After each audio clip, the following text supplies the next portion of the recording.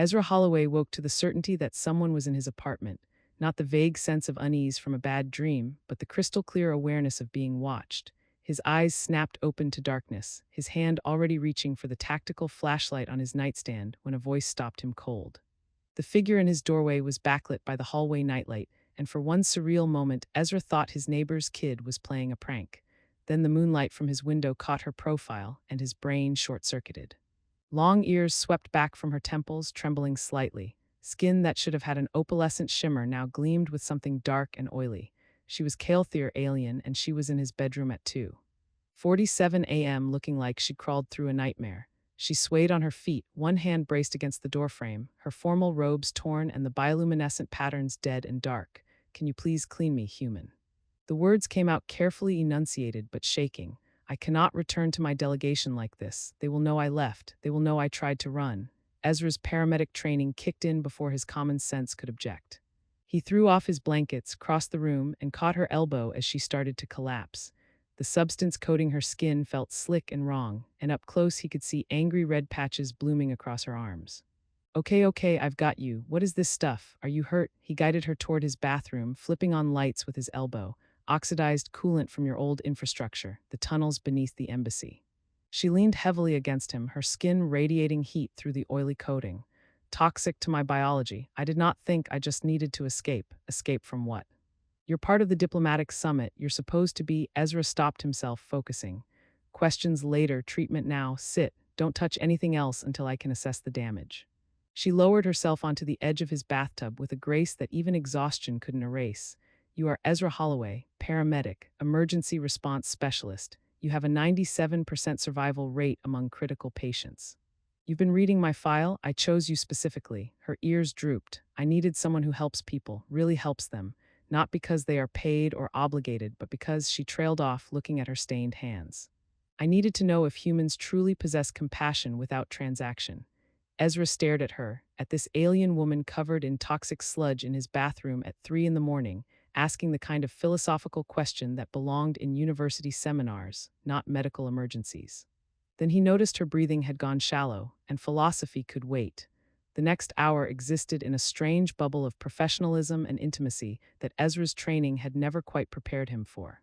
He worked carefully, rinsing away the oxidized coolant with lukewarm water, while trying not to think about the fact that he was performing first aid on an extraterrestrial in his bathtub at 3 a.m. on a Tuesday. Marin, she'd given her name between sharp intakes of breath as he cleaned a particularly bad burn, explained in fragments: the integration treaty, the cultural exchange program. Her assignment to a faction within the Kael'thir delegation that saw humans as useful primitives with interesting technology. "They sent us to map your world," she said as Ezra applied a gentle antibiotic cream. "Not for friendship. For contingency, in case we need your resources. Your cities are marked as assets, your infrastructure cataloged for theoretical acquisition." Ezra's hands stilled. "You're telling me the diplomatic summit is cover for an invasion assessment?" "Not invasion, acquisition. Different word in Kael'thir, more polite." Her laugh came out bitter. "I volunteered thinking I would build bridges between our people. Instead, I have been documenting your vulnerabilities for 3 months. Tonight I could not, I had to leave, even if it meant," she broke off as another wave of pain hit. Ezra gently guided her to rinse again, his mind racing. "Why come to me? You've got to have allies in your delegation, people who think like you." Marin's ears flattened against her head. "My people do not have a word for what you would call compassion without reciprocity. Everything is transaction, social contract, mutual obligation." "But I studied human behavior patterns, read emergency response reports." She met his eyes, and even through the pain, there was something searching in her gaze. "You once spent 4 hours in the rain talking to a man on a bridge. Then you bought him breakfast at an all-night diner. The report said you were off duty. No obligation, no payment. You helped because he needed help." He was going to jump, Ezra said quietly. "I couldn't just walk away." "Exactly, you could have, but you did not." Her skin was cycling through colors now that the coolant was mostly gone. "I needed to know if that was real. If humans truly help even when it costs them, even for strangers. My people cannot comprehend this." Ezra sat back on his heels, studying this alien woman in his bathtub, vulnerable and honest and asking questions that cut straight to what made humanity human. "Yeah," he said finally, "it's real. We're not perfect at it, and plenty of people are selfish bastards, but yeah, we help, sometimes just because someone needs it." The smile that crossed Marin's face was worth every moment of this bizarre night. They talked until dawn, Ezra monitoring her vital signs while Marin slowly recovered on his couch, wrapped in his least embarrassing blanket. She told him about Kael'thir empathic networks, how everyone always knew what everyone else expected, how individuality was considered inefficient. How she'd always felt broken for wanting to make choices based on feeling rather than collective benefit. Ezra shared his own isolation, how being a paramedic meant constantly helping people at their worst, then never seeing them again, how he sometimes felt more like a tool than a person. How he'd chosen this work anyway because those moments when he actually saved someone made everything else worthwhile. We are both lonely, Marin observed, her ears perking up slightly, but in opposite ways. I am lonely within a collective. You are lonely within your individuality. That's depressingly accurate, Ezra said, then caught her expression. Was that funny? I can't tell if you're finding this amusing or having an existential crisis. Both.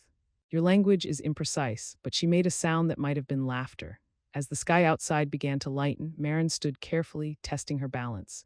The burns had faded to pale marks and her skin had returned to that gentle opalescent shimmer. She looked like herself again, except for the weight in her eyes. I need to return before my absence triggers security protocols, she said, but I need you to know I am going to file an official report about the acquisition mapping. About what my faction is planning, her ears trembled. It will end my diplomatic career, possibly get me sent back to Kael'th in disgrace, but you showed me that helping someone does not require transaction or benefit. Perhaps if I do this, someone else will learn that too. You're risking everything, Ezra said. Yes, but you risked hypothermia for a stranger on a bridge. How is this different? She moved to his window and paused. From her torn robes, she produced something that looked like a crystal, no bigger than a marble, and pressed it into his hand. Communication device, in case you need me. Her skin flushed that rose copper color.